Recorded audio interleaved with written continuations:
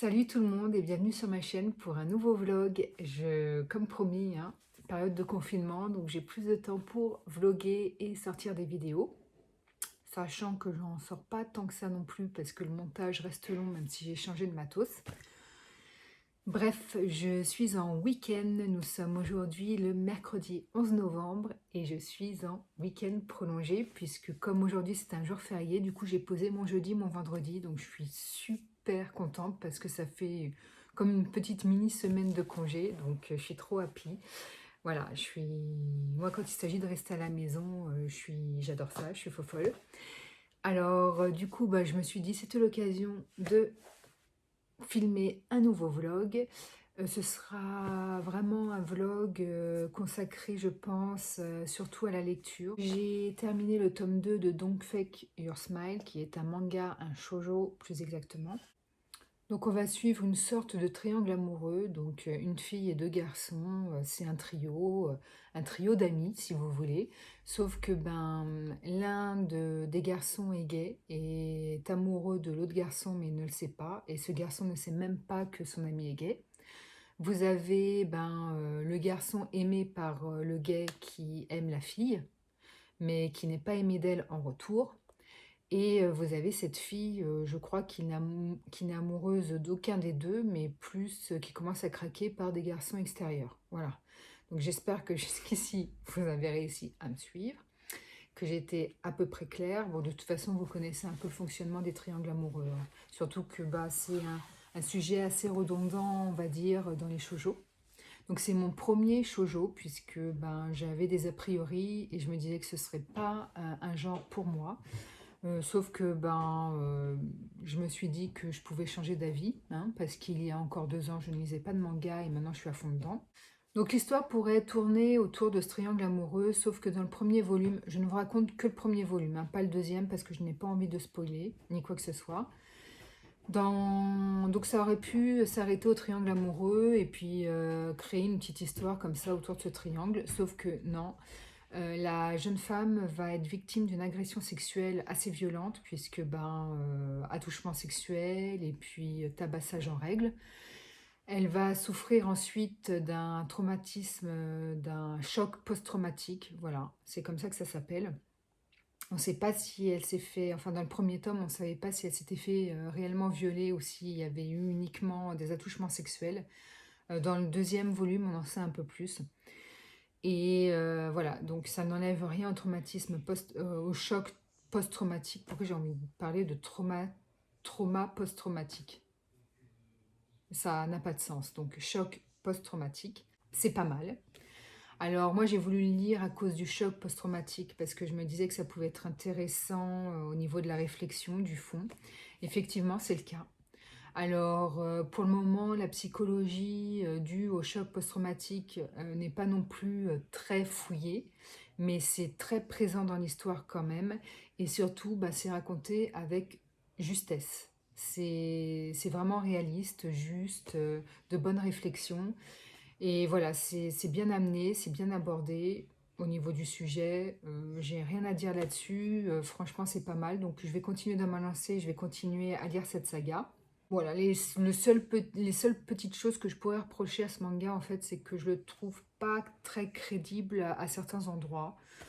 Certains petits événements qui se passent, que je trouve pas super réalistes. En même temps, c'est du manga, c'est japonais, du shoujo, donc je pense que c'est peut-être aussi normal. Moi, c'est un genre vraiment que je ne connais absolument pas.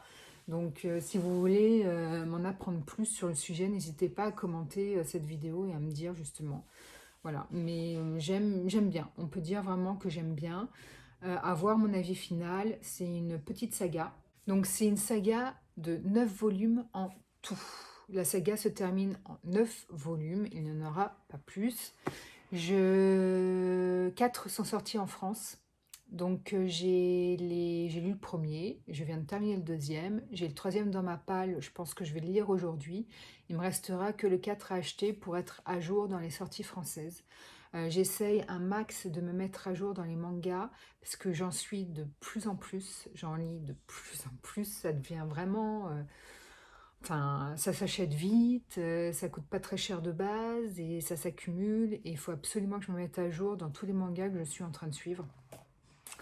Donc du coup là, comme 4 sont sortis pour le moment, je vais faire en sorte, d'ici la fin du mois, d'avoir lu les 4 pour être complètement à jour des sorties françaises. Je vous en ai pas parlé, je crois, dans mon dernier vlog, mais ce dimanche, j'ai terminé le tome 2 de Battle Royale, que j'aime toujours autant. Donc je vous raconte pas de nouveau l'histoire, mais tout ce que je peux vous dire, c'est que le tome 2 est aussi bien que le premier. Ça reste super haletant. Pareil au niveau des personnalités, on ne sait pas finalement qui va être le méchant, qui va être le bon. Voilà, si le méchant va pas devenir bon, si le bon va pas devenir méchant, on ne sait pas. J'adore la réflexion autour de ça, vraiment. Je trouve que c'est vraiment, malgré toute la violence de ce manga, c'est vraiment un manga qui a du fond. Et une particularité dans ce tome 2, c'est que les scènes de sexe, autant il n'y avait qu'une scène de sexe dans le premier volume, et on la voyait, mais ça tenait en une ou deux photos, et on voyait pas les attributs ni rien, on voyait juste la posture. Donc voilà, ça restait soft, mais c'est vraiment trash. J'avais l'impression de lire un manga hentai. Alors pour ceux qui connaissent pas le manga hentai, c'est du manga pornographique. C'est pas pour enfants et je suis même pas sûre que je le ferais lire à des ados. Pour moi, c'est vraiment un manga pour adultes, sachant que je crois même que déjà vous avez l'étiquette pour public averti au dos. Je crois qu'il est interdit au moins de 16 ans, un truc comme ça. Et après avoir fini le volume 2 de donc Fake Your Smile, j'ai enchaîné sur une bande dessinée. Alors une bande dessinée ou roman graphique, je dirais plutôt. Parce que c'est pas dans des bulles. Et ça se lit vraiment comme un livre illustré. Donc je pense que c'est plus du livre illustré, roman graphique, hein, je pense. Donc la famille Appenzell, je vous en dirai plus, je vous raconterai l'histoire et je vous en dirai plus quand je l'aurai terminé, mais c'est une bonne surprise et je ne regrette pas mon achat, j'aime beaucoup pour le moment. Je vais vous laisser, il faut que je vide une pièce au premier étage que nous allons repeindre qui est la chambre d'amis. Voilà, voilà, on va la repeindre, là elle est actuellement violette, blanche, verte. C'est les anciens proprios qui avaient fait ça. On va la repeindre en blanc et taupe. Voilà, parce que nos meubles sont en bois.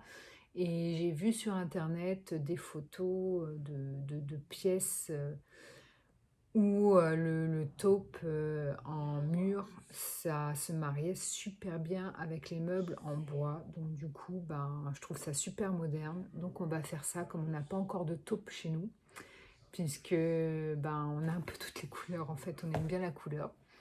Donc voilà, on va faire ça comme ça. Donc il faut que je vide la pièce parce qu'il y a des livres au sol dans toute la pièce, des livres que je dois amener à la boîte à livres, que je dois revendre et tout. Donc c'est un peu encombré. Donc je vais vider la pièce et puis je reprendrai mes lectures après. Donc là vous voyez, hein, c'est bien vert, c'est bien violet. C'est immonde, enfin, je sais pas pourquoi, j'aimais bien l'emménagement.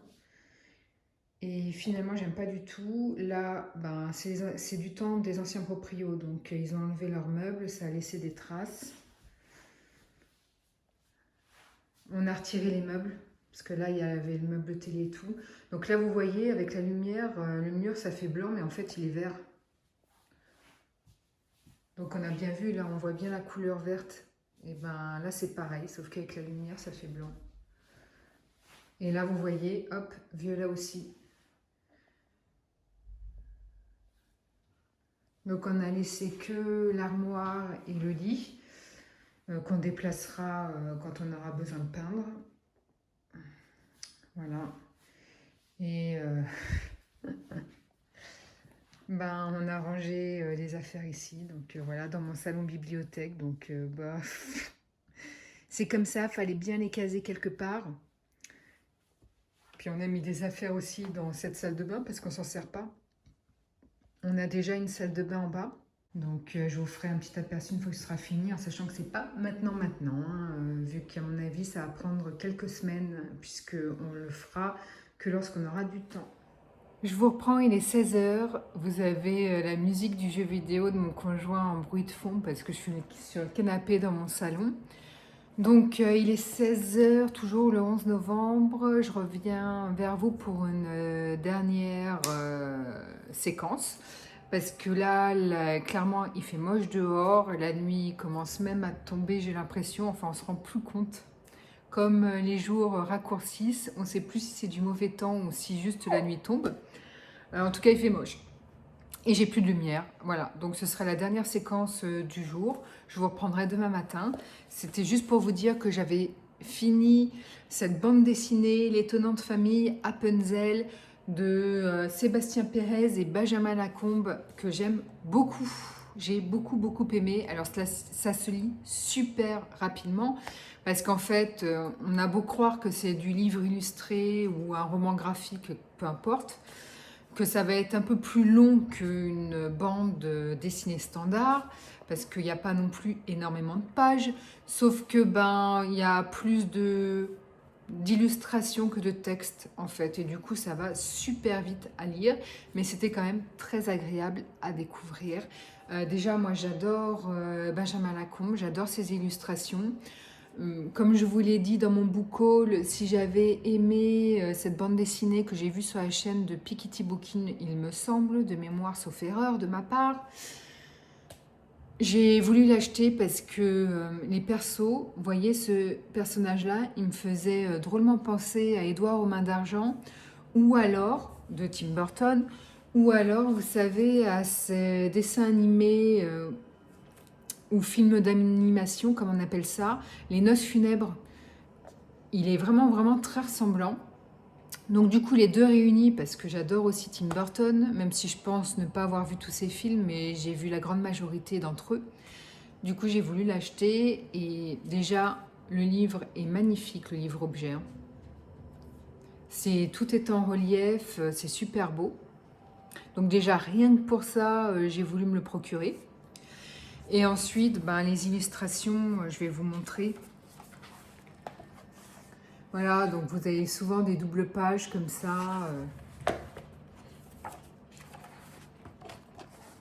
Alors pour ce qui est de l'histoire, vous voyez, donc pour ce qui est de l'histoire, en fait, c'est Victoria, une petite fille, qui n'a pas connu sa grand-mère parce que sa grand-mère est décédée peu avant sa naissance, mais sa grand-mère a eu la bonne idée de lui léguer des photos de famille et des lettres pour lui faire découvrir l'histoire de sa famille, donc qui est la famille Appenzell. Et donc on va découvrir l'histoire de cette famille en même temps que cette petite fille qui s'appelle Victoria.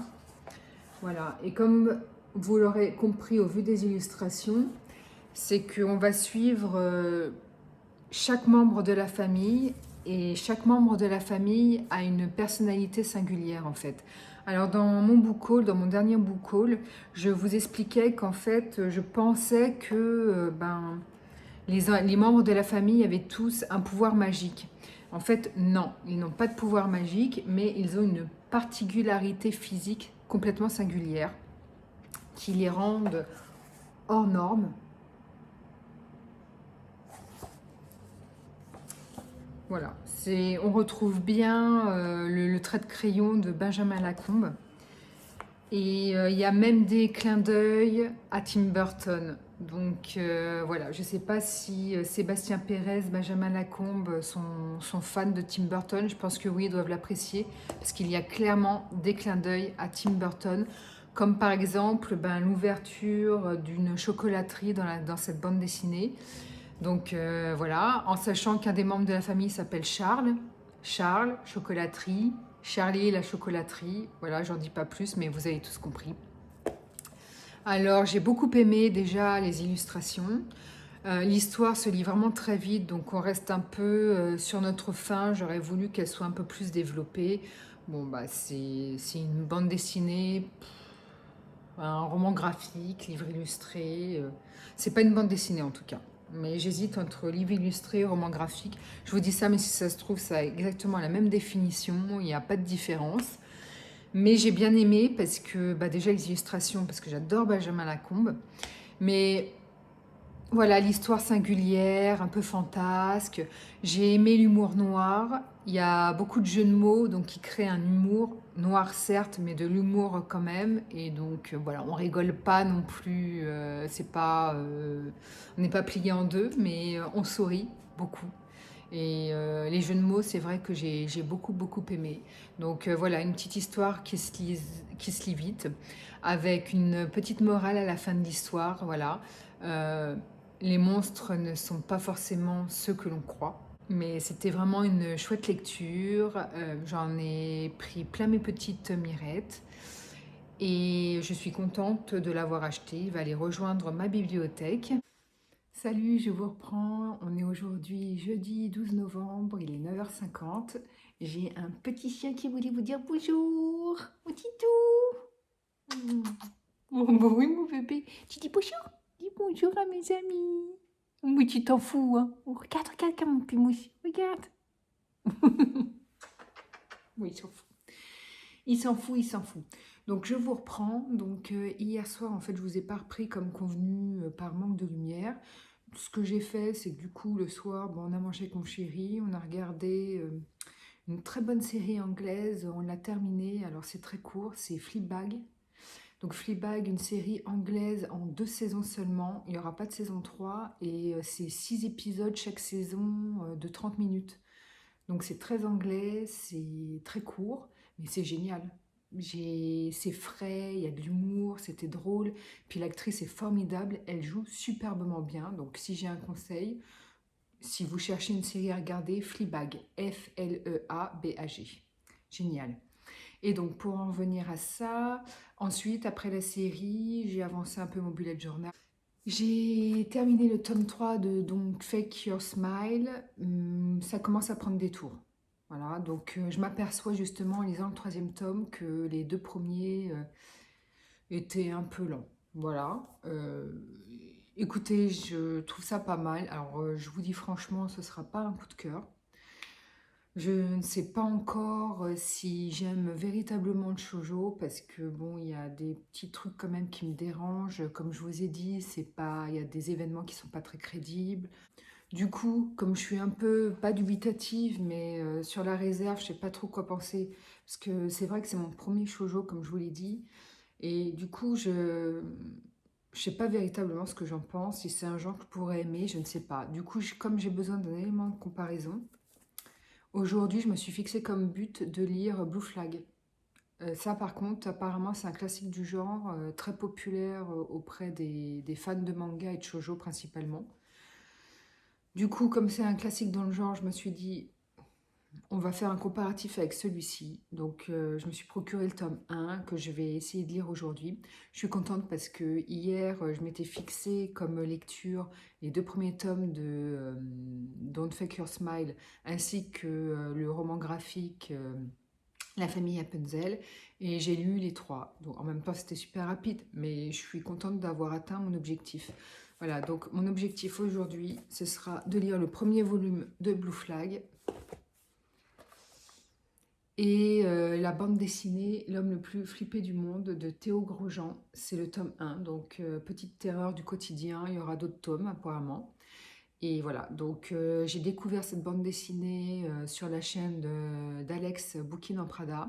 Elle parlait de celui-ci, apparemment qui était très bien, et moi il m'en a pas fallu plus parce que l'homme le plus flippé du monde, ben moi je suis très anxieuse de nature, donc elle disait que c'était une bande dessinée parfaite pour les gens anxieux, qui allaient forcément se reconnaître dans certains, plusieurs, beaucoup, ou la totalité des événements relatés dans cette bande dessinée. Il m'en fallait pas plus, donc je suis très curieuse par rapport à ça. Je suis pas une grande fan des dessins. Voilà, c'est pas les dessins que j'aime. Je pourrais même pas vous en parler parce que je suis clairement nulle pour parler dessins. Je peux juste vous dire quand ils sont superbes qu'ils sont superbes, c'est tout. Mais voilà, ça graphiquement, j'aime pas. Mais je pense que c'est pas le genre, enfin, c'est une bande dessinée. Les illustrations sont pas faites pour faire joli, je pense. Je pense que ce qui est le plus intéressant dans cette bande dessinée, c'est le récit. Et je vous ai pas montré, je m'aperçois que je vous ai pas du tout montré les dessins de donc Fake Your Smile. Donc on va remédier à ça. Voilà. Je suis pas en transe devant. Alors, ils sont mignons. Voilà. Les dessins sont mignons. Mais clairement, je trouve que ça casse pas trois pattes à un canard non plus. Disons que voilà, j'ai vu des illustrations de manga beaucoup plus chouettes. Notamment par exemple dans Reine d'Égypte, où c'est plus détaillé au niveau dessin. Voilà. Donc là, je vous donne quand même un aperçu. Et voilà. Donc ben, je vais vous laisser, je vais vaquer à mes petites occupations, puis je vous reprendrai plus tard pour sûrement un point lecture. Je reviens vers vous, on est toujours jeudi, les 16h33, et en fait, c'est pas je reviens vers vous, c'est nous revenons vers vous. Hein, mon petit pot de colle? Oui, c'est mon petit pot de colle, ça, c'est mon petit pot de colle. Bon, je suis désolée, la lumière, elle est pas tip-top, mais il y a le soleil qui se couche, déjà. Et voilà, je vois pas grand-chose, on verra ce que ça donne à l'écran. De toute façon, je ne reprends pas longtemps. C'était juste pour vous parler de ma lecture terminée de L'homme le plus flippé du monde. Une lecture plaisante, une chouette bande dessinée qui est clairement destinée à tous les anxieux de la Terre. Alors, je fais partie des anxieux. Il faut savoir que l'auteur Théo Grandjean, en fait, apparemment, il a eu une vie, tout ce qu'il y a de plus basique, sans réel souci, et en fait, mais il est malgré tout anxieux. Et il a eu l'idée en fait de réaliser une bande dessinée sur l'anxiété, voilà, dont il était victime. Donc si vous voulez, c'est une BD autobiographique, remplie d'humour. C'était chouette, une chouette découverte. Ce que j'ai bien aimé, c'est, comme je suis anxieuse moi-même, très anxieuse depuis gamine, je me suis vue dans 90% des situations qu'il décrit dans cette bande dessinée. Donc je rigolais toute seule. Enfin, je rigolais toute seule, ça me rassurait déjà dans un premier temps de savoir que les réactions que j'avais, qui pour certaines pouvaient être bizarres, le fait que quelqu'un d'autre vive ce type de situation également, ça m'a rassurée. Et j'ai un peu ri aussi parce que c'est décrit, l'anxiété dans cette bande dessinée est décrite avec humour. Et c'était drôle. Voilà. Et puis même par moments des petites mignonneries avec ces histoires d'amour, etc. Donc voilà, j'ai une petite lecture qui soulage, qui fait du bien, qui est drôle, qui est frais. Voilà, c'était vraiment plaisant à lire. Alors c'est le tome 1, donc je lirai le tome 2. Je ne crois pas qu'il soit encore sorti parce que le tome 1 est sorti il n'y a pas très longtemps. Sur ce, je vais vous laisser parce que j'ai rien d'autre à vous raconter. Je vais faire un peu de montage vidéo parce que j'ai tourné un vlog en début de mois et j'ai pas fini le montage. Donc comme mon conjoint est encore en télétravail, je vais le faire maintenant. Et puis je pense que d'ici la soirée, je commencerai Blue Flag. Donc je pense que je serai susceptible de vous en parler demain matin. Voilà, donc je sais pas quand est-ce que je vous reprends. Mais je vous dis à plus tard. Je reviens vers vous, on est vendredi 13 novembre, il doit être à peu près 10 h. Et j'ai terminé ce matin Blue Flag, le premier tome. Alors c'est de qui? C'est de Keito. J'adore ce manga. J'adore ce manga. Donc je vous ai dit hier que je voulais un élément comparatif avec Don't Fake Your Smile. Voilà, parce que j'arrivais pas trop à me positionner sur ce manga. Et comme c'était mon premier shoujo, j'avais besoin d'un comparatif. Donc j'ai lu Blue Flag parce que c'est également l'histoire d'un triangle amoureux. Mais j'adore Blue Flag, donc là, autant pour Don't Fake Your Smile, je ne sais pas encore quoi en penser, autant celui-ci, mais j'adore, je comprends que ce soit un succès, j'adore en fait. Donc je vous explique pourquoi. On nous raconte en fait le récit de la vie quotidienne de lycéens. Voilà, donc on nous raconte leur déception amoureuse, leurs espoirs amoureux, mais pas que, ce n'est pas non plus porté sur l'amour que sur ça, c'est également porté sur l'amitié, la mort, voilà, c'est vraiment tous les soucis, toute la vie quotidienne des lycéens comme vous et moi, voilà, donc on peut facilement s'identifier au perso. en sachant que moi, ce que j'ai vraiment le plus aimé dans ce manga, c'est les persos.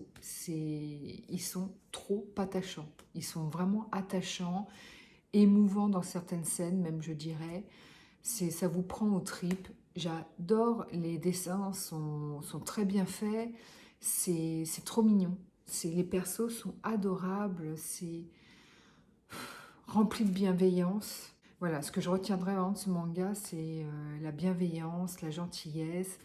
C'est mignon, c'est enfantin, c'est réaliste pour le coup. C'est autant Don't Fake Your Smile, j'ai trouvé c'était un peu tiré par les cheveux.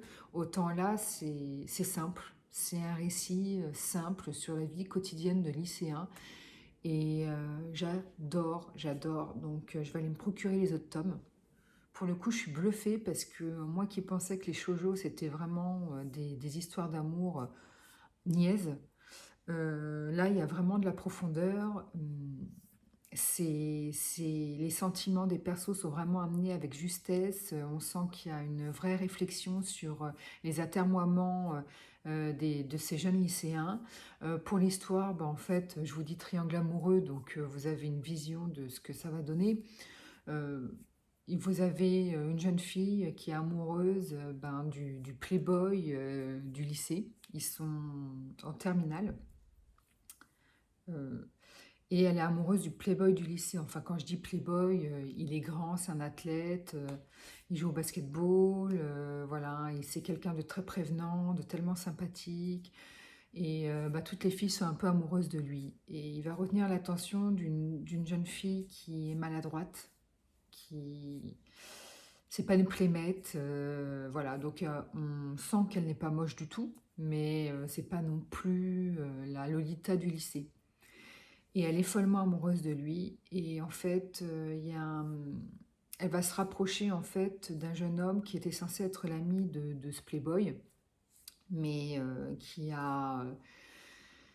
qui s'est un peu éloigné de lui pour des raisons qu'on ne connaît pas encore, voilà, qu'on devine peut-être, mais bon, on ne sait pas encore. Et du coup, comme elle les pense tous les deux amis, enfin, elle pense qu'ils sont toujours tous les deux restés en contact et bons amis, parce qu'elle les voit discuter de temps en temps avec eux. Du coup, elle va demander l'aide à son copain. Elle va lui demander de l'aide pour essayer de séduire son ami. Voilà, donc il va faire l'entremetteur, il va accepter de faire l'entremetteur, parce que cette fille, quelque part, la touche. Et il va essayer, du coup, une tentative de rapprochement entre les deux persos. Ces tentatives de rapprochement vont se solder finalement par une amitié entre les trois persos. Et voilà comment se débute l'histoire. Donc il y a une révélation à la fin du manga, une révélation dont je me doutais. Voilà, on se doute de la révélation, mais ce n'est pas ça le plus important et ce n'est pas ça qu'on va retenir du manga. Moi, ce que je retiens du manga, c'est vraiment l'émotion que ça m'a procuré. J'aime vraiment, je suis tombée en amour des personnages. Euh, ils sont trop, trop mignons, trop choupis. Donc je vais vous montrer quelques dessins. Je vais vous montrer le début, j'ai pas envie non plus de vous spoiler. Il y en a peut-être un, ouais. Regardez. Donc les dessins sont beaux, j'aime bien les dessins, mais en fait, c'est pas qu'ils soient extraordinaires, mais ce qui me plaît, c'est que le mangaka a réussi à nous faire, à nous créer des persos émouvants. En fait, vous les regardez et ces persos vous touchent. Et c'est ça vraiment que j'adore dans ces dessins. Regardez ces petits dessins-là. Elle lui offre un petit cadeau en signe d'amitié et oh, je trouve ça trop mignon. Trop, trop mignon. Bon, bref, je vais arrêter d'en parler. Je vais acheter les tomes suivants. Donc, il y a 8 tomes en tout. C'est une saga en 8 tomes, donc c'est parfait pour moi. J'adore les sagas courtes. Et il y en a 7 pour le moment de publiés en France, ce qui veut dire c'est le temps que je les lise, le 8e sera sorti, donc je pourrai les enchaîner, donc c'est cool. Coucou, je vous reprends. Nous sommes aujourd'hui le samedi 14 novembre. Il est midi moins le quart. Je vous ai pas repris hier dans la journée, tout simplement parce qu'après Blue Flag, j'avais du mal à me relancer dans la lecture. Je suis très faible parce que là, en fait, je suis sur le site de mon libraire et je suis en train de passer commande pour tous les autres volumes de Blue Flag parce que là, vraiment, j'ai eu un gros, gros coup de cœur. Je vais pas arrêter de vous le répéter. Et forcément, il me faut tous les volumes. Où tu restes avec ta petite maman? Et sinon, je voulais un peu vous parler du roman que je lis actuellement dans les transports. Parce que je lis aussi des romans. C'est vrai que là, je vis une période où je lis beaucoup, beaucoup de mangas. Mais ma première passion, ce sont les livres, la littérature. Et je suis à fond dans Un palais d'épines et de roses de Sarah Gimas. Le premier tome, c'est une quadrilogie. Et j'adore, j'adore, j'adore. Et en fait, je voulais vous en parler parce que du coup, je me suis pris cette semaine le tome 2 chez mon libraire parce que j'avance bien et puis vous voyez, il me reste plus grand chose à lire. Donc j'aurai fini cette semaine. Il doit me rester une centaine de pages à lire. Donc en fait, vous avez deux mondes. Vous avez le monde des mortels d'un côté, le monde des immortels de l'autre. Et il existe un traité entre ces deux mondes, à savoir que les deux mondes ne doivent pas se mélanger. Vous ne devez pas atterrir dans l'autre monde. Un mortel ne doit pas aller dans le monde des immortels, vice-versa. Et puis surtout, vous ne devez tuer personne de l'autre camp. Faire, une jeune femme, pour nourrir sa famille, va rompre le traité. Elle fait partie des mortels et en fait, elle est issue d'une famille pauvre et pour vouloir la nourrir, elle va tuer un grand faé. Donc, sans le savoir en fait. Et du coup, elle va rompre le traité sans le vouloir. Les immortels vont venir dans ce monde pour la récupérer et pour qu'elle subisse une peine. Et sa peine, ça va être de finir sa vie dans une geôle. Alors, c'est pas n'importe quelle geôle, puisque on peut pas dire non plus que ce soit une prison, parce que ça va être un énorme palais, un sublime palais, vous savez, comme dans Anastasia. Et puis son geôlier est loin d'être un monstre, puisque il s'appelle Tamlin. Et ce Tamlin, c'est loin d'être quelqu'un de méchant. Il porte un masque parce qu'il a été victime d'un sortilège il y a plusieurs années. Et comme vous l'aurez compris, c'est une réécriture de La Belle et la Bête. Et j'adore les réécritures de contes, surtout de La Belle et la Bête. Donc j'ai voulu découvrir cette quadrilogie qui fait partie des romans favoris young adulte de bon nombre de lecteurs, dont Alex Boukine en Prada, parce que j'ai cru comprendre que c'était l'une de ses sagas favorites, sachant que dès qu'elle sort une vidéo, cette fille, je me précipite dessus, tellement que je trouve qu'elle a un avis vraiment tout en finesse, détaillé, elle nous donne vraiment envie de lire. Si vous ne connaissez pas sa chaîne, je vous invite à aller la découvrir. Pour moi, c'est la fille qui a le vocabulaire le plus riche en littérature pour décrire les bouquins qu'elle lit.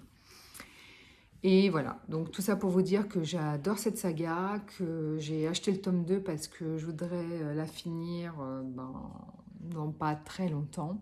Je fais toujours une pause entre chaque tome, sinon je me lasse. Mais là, franchement, ça prend des tours. Le premier volume, je pense que comme tous les premiers volumes de saga, c'est un peu plus lent que les autres parce que faut poser le décor, les persos, et il y a des petites longueurs. Et ce que je voulais dire, c'est qu'à mon avis, ça s'active plus dans les autres volumes. En tout cas, là, je suis à la fin et là, on commence vraiment à être dans l'histoire et ça commence vraiment à prendre des tours. Et j'adore l'univers qui est vraiment propre à l'auteur. Elle a su vraiment se créer un univers vraiment propre à elle et très riche.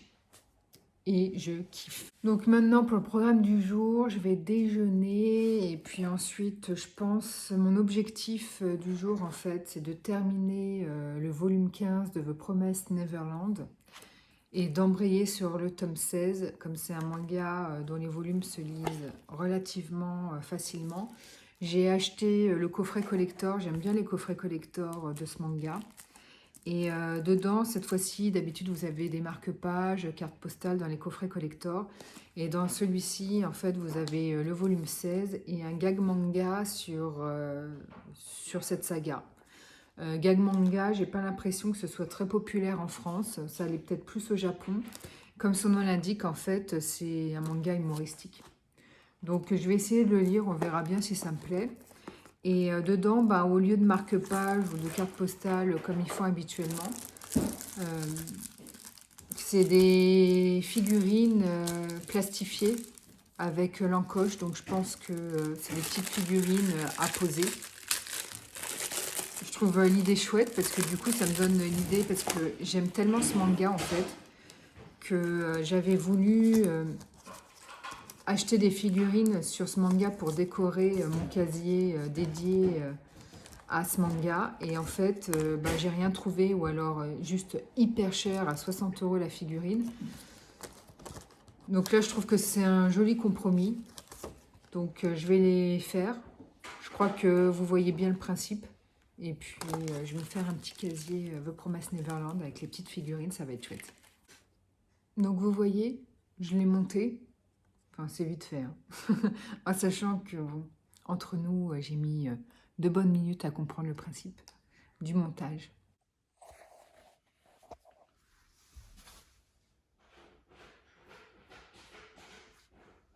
Je reviens vers vous déjà dimanche 15 novembre, c'est mon dernier jour de congé. Enfin, aujourd'hui, c'est un jour férié, mais voilà, je reprends le taf demain. Je suis trop deg, c'est passé trop vite. C'est comme ça. Donc, je vous reprends. Donc, je vous ai pas repris depuis hier dans l'après-midi et je n'ai pas chômé. Déjà, je suis toujours en compagnie de mon petit pot de colle, hein. Coucou tout le monde. Et j'ai pas chômé, comme je vous ai dit, parce qu'hier, bah, j'ai lu les tomes 15 et 16 de The Promised Neverland. Je suis désormais à jour dans cette série. Alors, j'ai fait des recherches et figurez-vous que la saga se termine en 20 tomes. Donc là, je suis à jour parce qu'évidemment, il n'y a que 16 tomes de sortie, en tout cas en France. Ce qui signifie, bah ça c'est la mauvaise nouvelle, c'est que bah, la saga est bientôt terminée puisqu'il reste 4 volumes à lire. En sachant qu'à mon avis, ça va s'étendre sur tout 2021. Donc on découvrira cette saga encore en 2021. Mais bon, la série animée est en cours, il y a déjà la saison 1 qui est diffusée. D'ailleurs, si vous aimez le manga, je vous conseille d'aller voir la série animée qui est vraiment, vraiment bien faite et qui est super agréable à regarder. Même mon conjoint regarde, alors que de base, c'est pas trop son truc. Bah, il regarde des mangas en série animée, mais il n'en lit pas par contre. Mais là, je sais pas, il est dedans, effectivement, il trouve ça pas mal du tout. Alors, je vous raconte pas les tomes, parce que je vous spoil et j'ai pas du tout envie. Et puis en plus j'en ai déjà parlé sur Instagram, j'en ai déjà parlé je pense dans de précédentes vidéos. Là le tome 16 c'est un coffret collector, donc dès que je peux choper les coffrets collector, et ben je les chope. Voilà, parce que désormais quand ils sortent un volume, ils en font quelques unités en édition collector, donc j'essaye de les choper. Parce qu'en général, vous avez de jolies cartes postales, de beaux marque-pages qui sont offerts avec. Là, c'était des figurines en plastique, comme je vous ai montré hier. Et une édition de The Promised Neverland, mais sous forme de gag manga. J'aime pas trop. J'ai essayé de lire quelques pages, ça me fait pas rire. Donc, je comprends un peu que ce soit pas dans la culture française d'intégrer des gags manga, je sais pas. Je sais pas si vous en lisez, dites-moi en commentaire. Mais moi, ça n'a pas l'air d'être trop mon truc. Pourtant, j'aime bien ce qui fait rire, hein, mais bon, pas en manga en tout cas. Mais bon, je disais aussi que j'aimais pas les shoujo et finalement, je me suis mise au shoujo. Donc, allez savoir.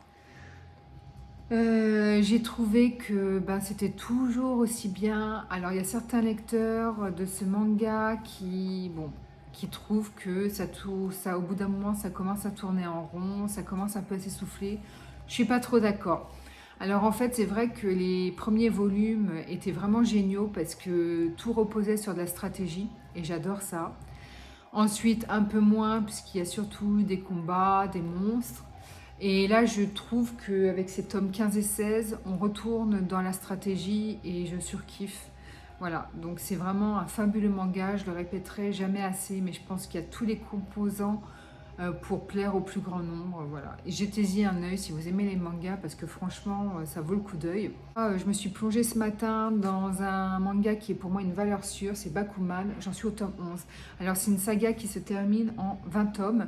C'est ce qu'on appelle un manga tranche de vie. Ça traite du monde de l'édition. C'est long à lire parce que déjà vous avez 20 tomes en tout, donc ça commence à faire pas mal. Donc vous voyez, au niveau des bulles, c'est quand même riche en dialogue. Et là, c'est pas la page la pire que je vous montre. Mais il faut pas que ça vous rebute, franchement, parce que c'est juste passionnant. J'adore ce manga. Alors, pour l'histoire, c'est deux lycéens qui rêvent de devenir mangaka. Et du coup, ils vont former un binôme. L'un va être scénariste et l'autre dessinateur. Voilà, parce que dans les mangas, chez les mangaka, vous avez parfois des mangaka qui forment un couple, un duo, on va dire, pour dessiner et scénariser. Vous avez des mangaka qui font les deux, qui dessinent et scénarisent, et vous en avez d'autres qui forment des duos. L'un se met au scénario, au nému, et l'autre au dessin. Et du coup, ça vous explique avec force détail le monde de l'édition. Comment un manga, déjà quels sont les composants pour que un manga fonctionne, cartonne et du succès. Donc il vous explique la marche à suivre. Si vous voulez, on suit ces deux lycéens dont le rêve est de devenir mangaka et qui ont des prédispositions de base. Et on va les suivre dans leur cheminement, dans leur évolution pour devenir des mangaka à succès.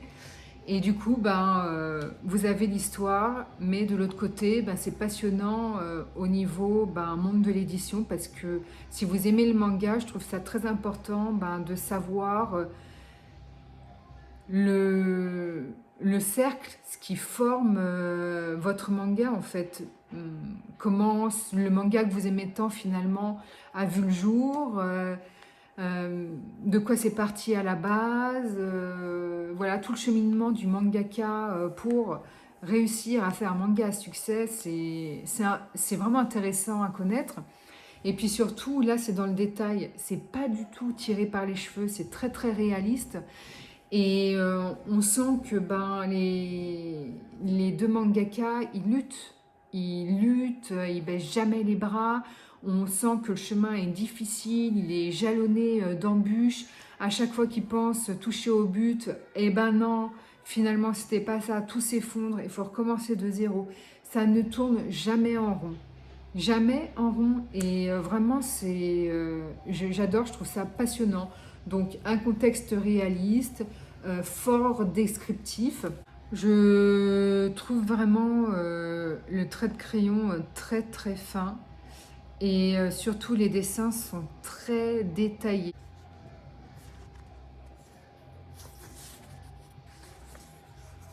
Je vous montre comme ça. Hein. Bon, c'est pas forcément, comme à chaque fois, c'est pas forcément les dessins que je vais vous montrer. La prochaine fois, vous savez quoi, je mettrai des post-it. Mais bon, vous avez déjà une idée du trait de crayon. Hein. Voilà. Pour ce qui concerne ce vlog-ci, je le clôture.